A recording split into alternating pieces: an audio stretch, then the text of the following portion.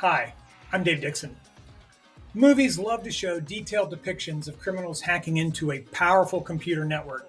Usually, these scenes are filled with video game like graphics and overly simplified computer commands to move the story along. None of them portray hacking with realistic or even logical processes. Hacking can be a long and boring procedure. A lot of the time is spent researching the intended victim and determining the actual payload that you want to either steal or the malware that you want to leave. In a recent survey of ethical hackers, it was revealed that it could take as long as 5 hours to complete a hack, and that was after they had researched the target. To give you an example, in the March 2016 hack of the Democratic National Convention by the Russian hackers the Dukes, was actually identified by the FBI in September of 2015. The FBI contacted the DNC directly, and it told the IT staff that the DNC had probably already been breached. The DNC staff did not believe the FBI, and it would be 6 months before the Dukes would execute the payloads that they had already put on the DNC servers. Now, let's take a look at 5 of my favorite terrible hacking scenes.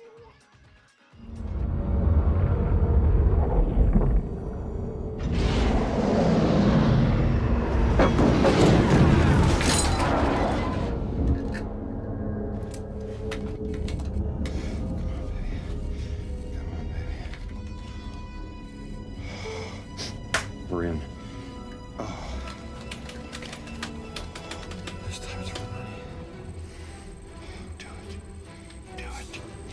Do it.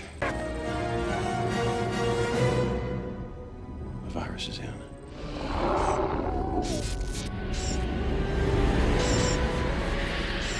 All we can do now is pray. Independence Day, 1996. The internet has, for years, trolled this movie for its ridiculous hacking scene and other problems. Not only does this film give us the cliche hacking, "we're in," we also get cartoon-like graphics and status bars, so even the dumbest audience member can understand what's happening. Jeff Goldblum's character creates a virus on his MacBook capable of infiltrating and overriding an alien computer network. Because wireless technology didn't exist, they had to fly to the alien ship and connect directly to it. However, once the virus was uploaded, it suddenly had the ability to connect wirelessly to all the other alien ships. They invented alien cybercrime and wireless technology in 30 seconds.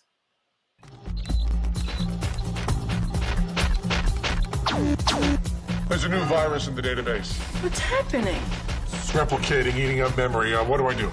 Type cookie, you idiot. I'll head him off at the pass. We have a zero bug attacking all login and overlay files. Run antivirus. Give me a systems display. Now we want section 6 through 26. Nope, make that 10 through 40. And 1 through 6. Die, dickweeds. A rabbit is in the administration system. Send a flu shot. Rabbit, flu shot, someone talk to me. A rabbit replicates till it overloads a file, then it spreads like cancer. Cancer?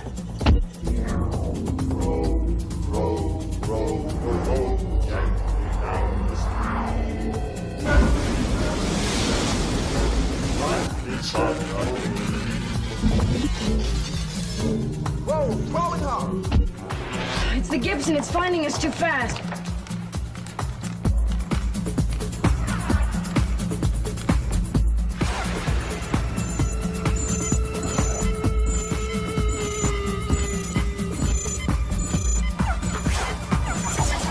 Man, there's too many garbage files. I need more time.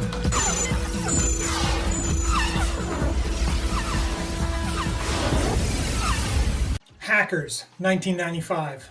Honestly, this movie hurts my head. Not only are the hackers using some graphical video game interface, but the billion-dollar mega corporation also uses a video game-like console? And they use the term rabbit to describe the virus. Well, old school hacking terms, a rabbit or a fork bomb, was a denial of service attack.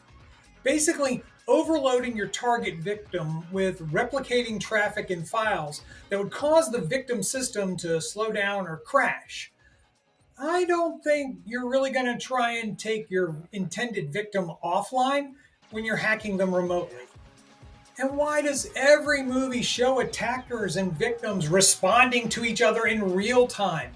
A hacker is going to automate as much of their attack as possible so it can happen 24/7. And no one should be trying to protect their data center with a live person. Automating your defenses is the best protection. Oh, and a cookie is a tiny data file that stores information based on the websites you visit, such as login information or preferences for the website, or information about you for the advertisers the website runs ads on. It's not a cyber defense tool. Now, looking at Silver's computer, it seems to me he's done a number of slightly unusual things. He's established fail-safe protocols to wipe the memory if there's any attempt to access certain files. Only about 6 people in the world could program safeguards like that. Of course there are. Can you get past them? I invented them. Right then. Let's see what you've got for us, Mr. Silver. We're in. Sir, what do you make of this?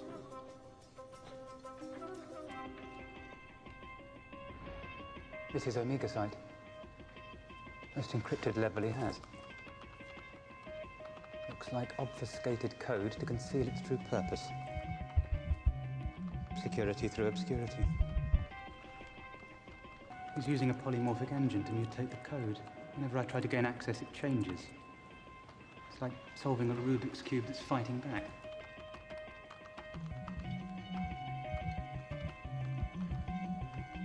Stop. Go in on that.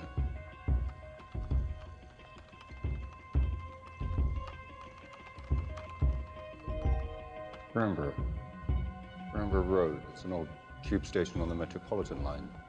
Been closed for years. Use that as a key.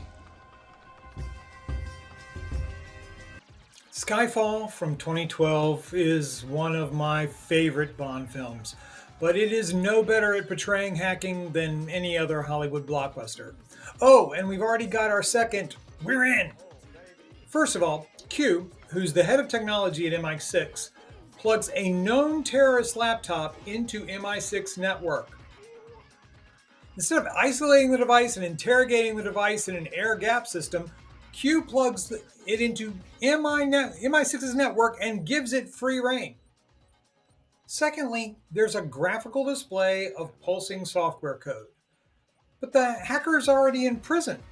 Hey, we get our first realistic automated cyber attack.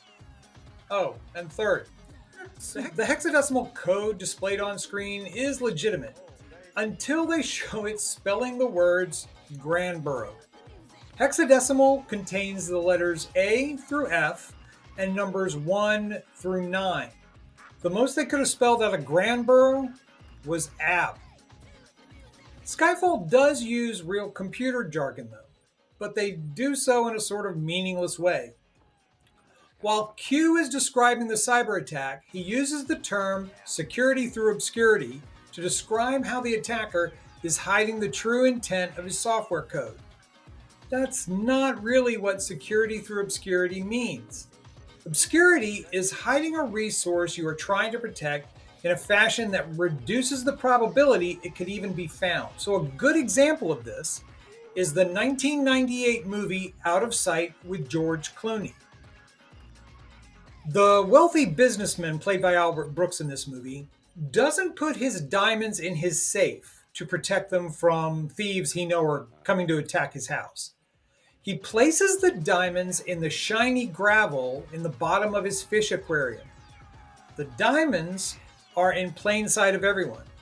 They aren't secured behind a vault door, but no one thinks to look for them in the gravel of the aquarium. Security through obscurity. 50,000 watts of fucking. 50,000 watts of fucking. watts of funkin'. Okay, put the hands of this guy is you. Eternal destruction. Quick. Thank you. Return. 3, 2, 1, go. Come on. Yeah.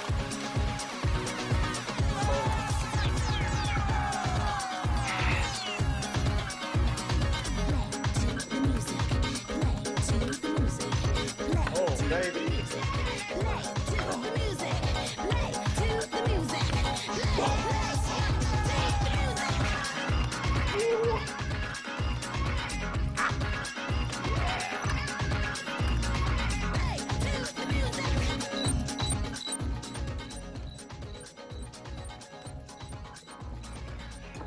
I just gotta modify the code. Swordfish from 2001. I don't know about you, but I could watch Hugh Jackman brush his teeth. Now, Swordfish isn't a bad movie, but the hacking in it makes no sense. Again, we have cartoon-like graphics, and for some reason, a virus they're calling the Hydra looks like a Rubik's Cube. And I'm sorry, but no one stands and dances while they code the world's most difficult crypto virus. At the end of the clip, Jackman's character says, "I just gotta modify the code." Yeah, that's what writing software is. Also, why does he have 6 monitors?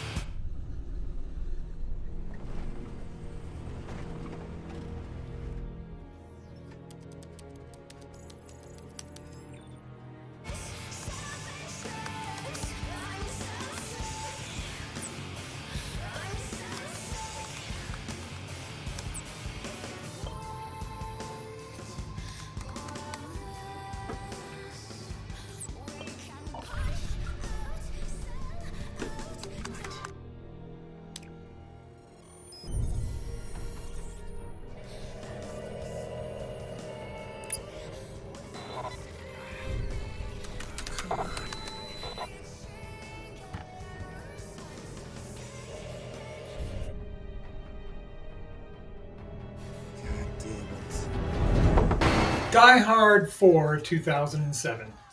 Not even Timothy Olyphant can save this movie. Timothy Olyphant. I really only included this film because it's a good example of one of the worst movie tropes. When the hacker in the van uploads the virus to the hacker in the apartment, you can see the apartment hacker's screen glitch. Wouldn't it defeat the purpose of stealthily infiltrating your victim's computer if the moment your virus attached to them, their screen freaked out? And also, what is that incredibly pointless yellow blinking light that turns on when the virus finishes loading? You know, honestly, we don't really want movies or TV to accurately portray cyber attacks, hacking, or cybercrime. For one thing, an accurate depiction of hacking in a movie would be really slow, rather tediously technical, and probably really boring. Secondly, because of the incredibly high cost to the victims of cybercrime, the average data breach alone cost companies upwards of $5 million in 2022, and ransomware cost companies $20 million. If we had movies that accurately portrayed hacking, they'd basically become a learning library for potential bad actors. You know, there's so many movies that portray bad hacking that if we covered them all, this would be longer than a Ken Burns documentary. So please put your candidate for the worst hacking scene in the comments. I'm Dave Dixon. This has been Tech Goes to the Movies. We'll see you next time.